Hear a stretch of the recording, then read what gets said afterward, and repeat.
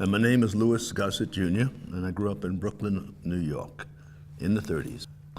Right after the Depression, nobody had much of anything. Even the rich folks didn't have anything, so we played with broomstick handles, cut the broomstick handle off, and that was the bat. Then we had chalk and Spalding balls and hand-me-down toys, and we were very happy. There was a sharp difference between the way I was raised and the way they were raised. I'm first generation born in the North. Because of that neighborhood and those teachers, we kind of formed a society which became an East Coast renaissance in art and medicine and music. Out of there came Arthur Miller, Neil Simon, Barbra Streisand, Carole King, Harvey Keitel. So many people came out of there. So I'm getting ready to do the first movie of the week that Universal ever did. It's called Companions in Nightmare. So now I'm at the Beverly Hills Hotel, and I got a memo that I have a rental car. And the rental car is at Crescent Heights and Sunset, and the Beverly Hills Hotel is a good 20 minutes away. So they take me to budget rent-a-car, and it's a Ford Fairlane Galaxy 500 with the hard-top convertibles. I put the top down because it was white with red interior. I loosened my shirt and put on the music, Sam Cooke, and headed down Sunset Boulevard back to the hotel. And that day took me 4.5 hours to get from budget rent-a-car, Sunset Boulevard and Crescent Heights to the Beverly Hills Hotel, Coldwater and Sunset.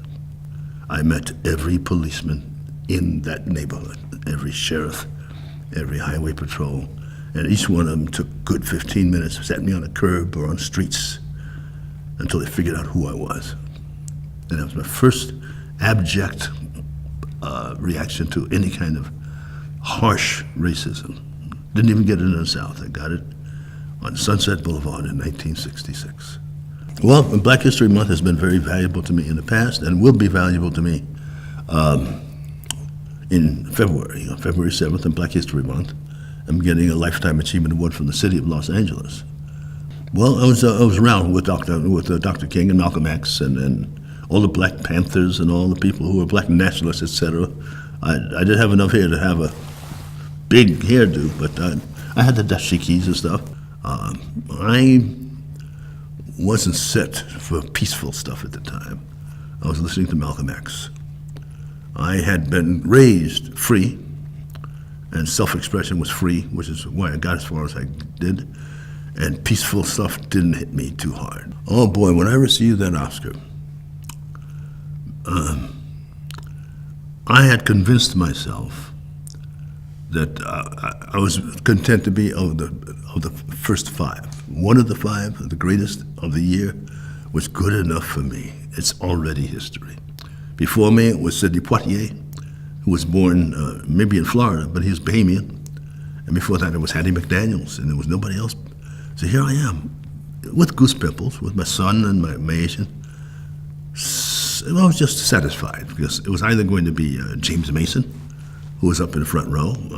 He's not going to make another movie. And over to the right was Robert Preston, and he's not going to make another movie. They're both finished. And then I said, well, I kind of went off to a half smile, and my agent hit me in the chest and said, they called your name. So I was prepared to say anything. So when they got up on the stage, I shook Christopher Reeve's hand, and we joked about him being Superman, and I had my hand like that. And Susan Sarandon.